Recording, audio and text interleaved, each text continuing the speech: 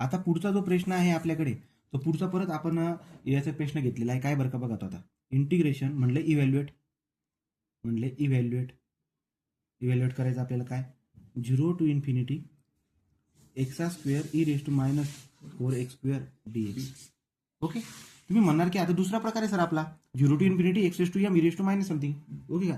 काय करणार बाळांनो, उत्तराचा बाण मारणार. I = 0 to ∞ x² e⁻⁴x² dx. बोला काय करू. तुम्ही म्हणाल की 4x² बद्दल टी लिहा. बरोबर का. चला जाऊ द्या त्याला 4ला तिकडे. x² 1/4t. जाऊ द्या पुढे काय करणार. x = 1/. आता √4 झाला असता. √4चा अर्थ काय होतो ते बी सांगून देतो. t⁻⁴ 1/2. बरोबर का. चला सांगा रे. √4 म्हणजे काय बाळा. √4 किती असतो 2. नसेल जमत कॅल्क्युलेटर जर इझी येत असेल. अरे 4 कोणाचा वर्गमूळ आहे. हां असं t⁻⁴ 1/2. चला आता याचं काय करा. Differentiate with respect to t. X साठी with respect to t dx/dt. dt नंतर पुढे पाठवेल 1/2. याचं काय होईल बाळांनो 1/2t -1/2 डायरेक्ट. आता चालू एवढे उदाहरणं सोडवले ना, समजून घ्या ना तुम्ही. एवढे हुशार बना ना जरा. इथपर्यंत आले. याला कसं करता येईल बाळा. dx बरोबर याचं कॅल्क्युलेशन करून टाका. 1/2 × 1/2 1/4 t⁻⁻ -1/2 dt. ठीक आहे. हे झालं dxचं उत्तर. या पॅटर्नमध्ये हे पण लागतं, या पॅटर्नमध्ये एक्सची व्हॅल्यू पण लागते. मग एक्सची व्हॅल्यू ती ओके का. उचला आणि याला टाका आपल्या याच्यात. तर आता तुम्ही काय करणार. Therefore I = 0 to ∞. ठीक आहे. x² म्हणतोय. x² म्हणल्यावर हा बघा x तो 0 to ∞ असल्यावर लिमिट बी चेंज करायची गरज नाही पडत. ॲज इट इज ठेवून द्यायचे. हा झाला x आणि त्याचा काय करायचं मला स्क्वेअर. बरं पुढे जाऊया. e⁻⁴x² म्हणले म्हणजे e⁻t. अरे 4x² ची व्हॅल्यू टी आहे ना. e⁻t झाला आणि dx ची व्हॅल्यू काय 1/4 t⁻⁻1/2 dt. चला बरं बाहेर काय काय काढता येईल. I = 1/2 त्याचा स्क्वेअर आहे म्हणजे 1/4. अरे 1/2 ब्रॅकेटचा स्क्वेअर आहे ना, म्हणजे 1/4 बाहेर येईल. इंटू 1/4 हा पण बाहेर आला. 0 to ∞. इथे काय राहील तो t⁻. बघा हा t⁻ जर बघायला गेला बे एके बे वरती 2 खाली 2 म्हणजे किती आला 1. बे एके किंवा असं करा. 2 कॅन्सल वरती 1 राहील. फक्त t⁻1 राहील. t⁻1 लिहायची काही गरज नव्हती पण ठीक आहे. चला t⁻1 मध्ये काय e⁻t आणि ते काय राहिलं t⁻⁻1/2 dt. किती इझी उत्तर याचं बघा.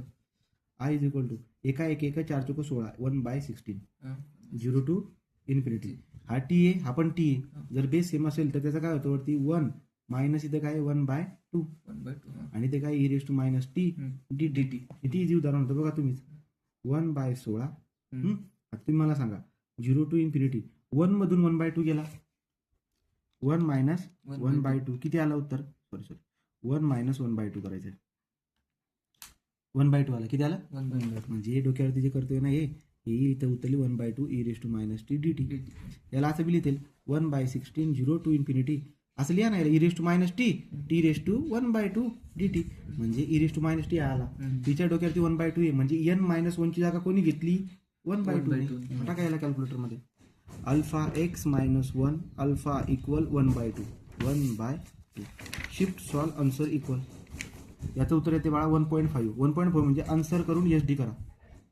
आन्सर करून काय करा SD. किती आला 3/2. किती आला 3/2. म्हणजे यांचं उत्तर आलं आहे 3/2. मग I = हे बघा 1/16 कॉन्स्टंट बाहेर काढलाय मी आणि या इंटिग्रेशनचं उत्तर काय येईल गॅमा ऑफ n. काय येईल गॅमा ऑफ n म्हणजे 1/16 गॅमा ऑफ 3/2. आता हा फ्रॅक्शन आला पॉझिटिव्ह फ्रॅक्शन. याचा फॉर्म्युला तुम्हाला मी अगोदर बी सांगितलाय. काय इकडे दाखवतो बघा. जर म्हटलं n ची व्हॅल्यू फ्रॅक्शन मध्ये आली तर कसं करायचं n-1 into gamma of n-1. n-1 म्हटल्यावर बघा n-1 म्हणजे 3/2 - 1 गॅमा ऑफ 3/2 - 1. मग कॅल्क्युलेटर मध्ये करा बरं. 3/2 -1 किती आन्सर येतं 1/2. किती आन्सर येतं ते 1/2. म्हणजे हा झाला 1/2 आणि याचा पण येईल गॅमा ऑफ 1/2. आणि तुम्हाला हे माहिती आहे काय बरं 1/2 ठीक आहे. गॅमा ऑफ 1/2चं उत्तर काय असं बाळांनो √π. उत्तर काय आलं मग उत्तर काय आलं √π/2.